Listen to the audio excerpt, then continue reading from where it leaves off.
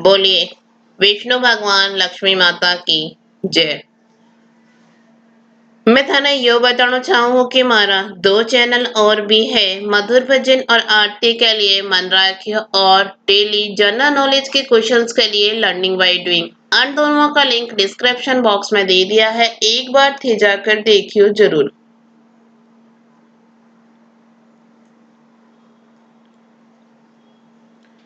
आज मैं थाने बांदरी की कहानी सुनाऊ हूँ। थाने चौखी लागे तो लाइक करियो, थारे सगा संबंधी के साथ शेयर करियो और थे चैनल पर नया हो तो चैनल ने सब्सक्राइब करियो।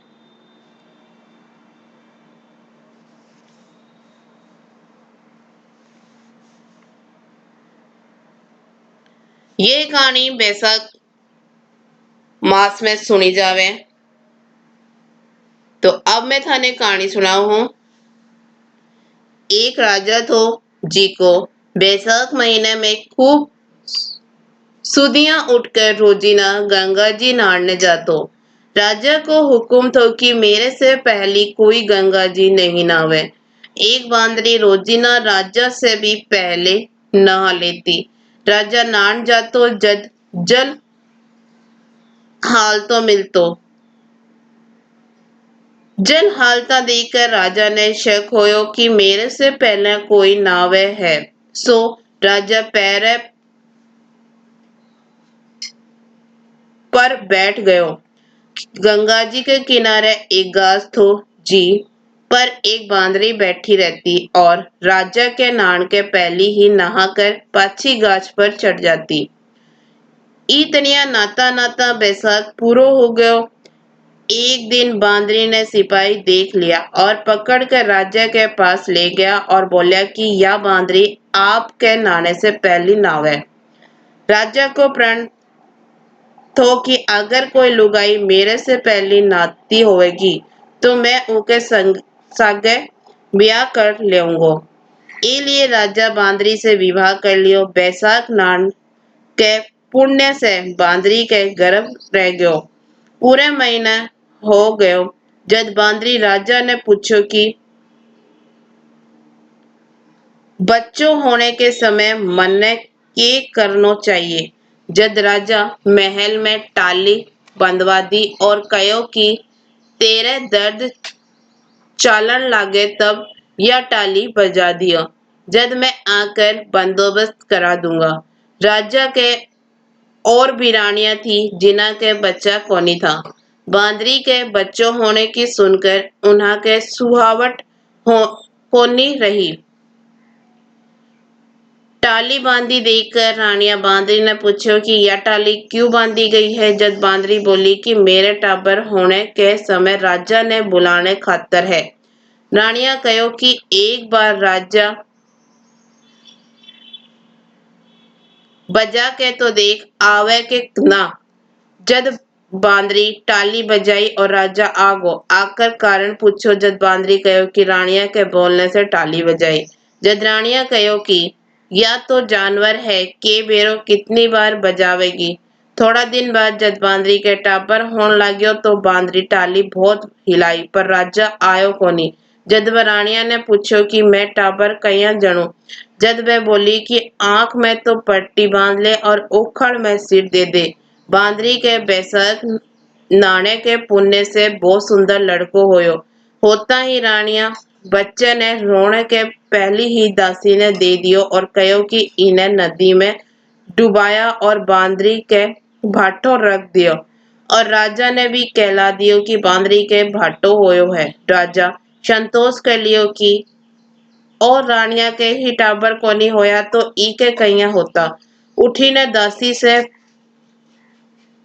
बच्चों नदी में कोनी गिरो गयो। जी को ब कुमार के खदेड़े में रखकर आगी। कुम्हार कुम्हारी खंदे में माटी लेने आया। जब देखे तो एक बहुत सुंदर बालक सुत्यो पड़ो है। जब कुम्हार कुमारी ने कहो कि आपने बच्चों को निसो भगवान भेजो है, अगर तू पार लेवे तो आपा घरा ले चला। कुमारी राजी होगी। बिना पाल पोस कर बड़ो कर लियो। लड़के ने ई बात को बेरो पट गयो थो कि वो बांदरी के जन्म थो और रानिया मारने खातर दासी ने दे दियो थो। एक दिन लड़को कुम्हार के बनाएड़ा माटी का हाथी घोड़ा लेकर कुएं पर जाकर बैठ गयो और दासियां पानी भरन न आई।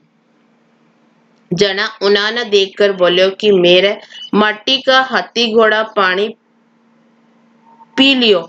जब दासियां कहो कि मूर्ख कदे माटी का हाथी घोड़ा भी पानी पीवे के।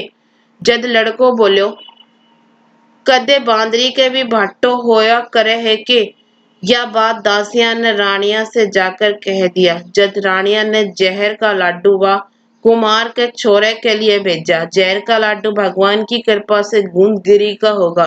दूसरे दिन रानी बोली दासियां जाकर देख तो लड़को मर्यो कोनी।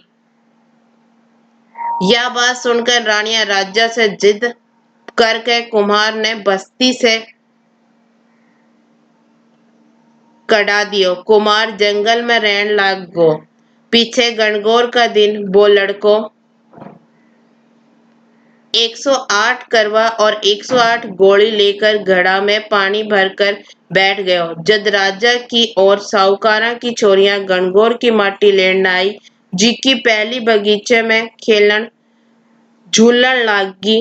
खेलता खेलता उन्होंने प्यास लगी जिको वह लड़के कहने से पानी मांगन लाई। लड़को कहो कि मेरे कन्ने गोली है जिको खाती जाओ और मेरे बारह के फिरती जाओ जज पानी पियाऊंगो। यह सुनकर पहली तो कई छोरियां राजी कोनी हुई थी पर प्यास के कारण बाद में होगी। पीछा लड़को आपने सामने आगी जलाकर बैठ गयो।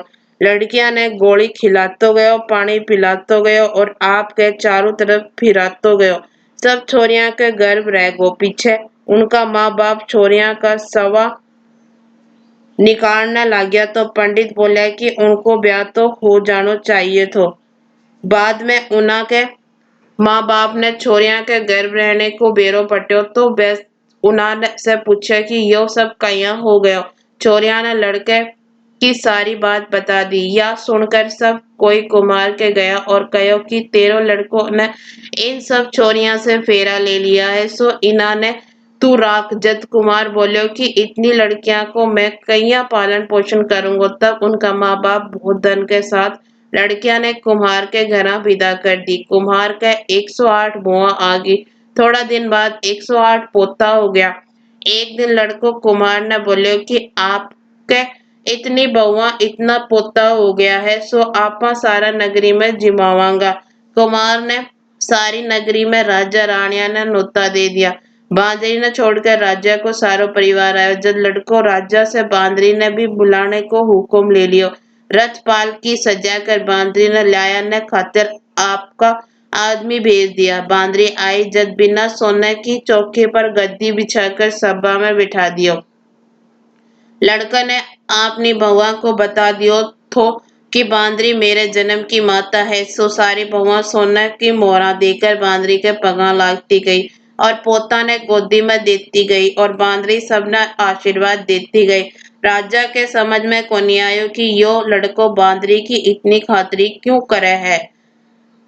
पर रानिया समझ गई कि यो बांदरी को लड़को है। सो राजा ने कहो कि मारो तो अपमान होगो मैं पाछा जावा। हाँ। राजा जब लड़के ने पूछो कि बांदरी की इतनी खातरी क्यों करे है तो वो कहो कि क्यों कि यह मेरी जन्म की माता है और राजा को पिछली सारी बात बता दियो जी की दासी व लड़के ने नदी में गेरन खातर लेनी थी वह भी बैठी ही थी। वह दासी राजा ने सारी बात बता दी। पीछे राजा सगली रानिया ने तो दुआग दे दियो और बांदरी सगली बउआ पोता और लड़का ने गाजे बाजे से घरा ले गयो। सगला ने अलग अलग महल चिना दियो और लड़को राज करन लाग गो। पीछे राजा कुमार ने कह गयो कि थे दोनों मेरे सागे चालो पर कुमार राजी कोनी होयो। जद राजा कुमार ने बहुत सारो धन दियो सारी दुनिया कहन लागी कि बैसाख नाये को इतनो फल है सो सब ने नानो चाहिए। बांदरी बैसाख नाई तो राजा को राज पाई। एक बेटो 108 बहुआ और 7800 पोता पाई। हे भगवान जया बांधने सुख संपत्ति दी जया ही सबने दियो कहते ने सुनते ने उगारे भरते ने सबने दियो।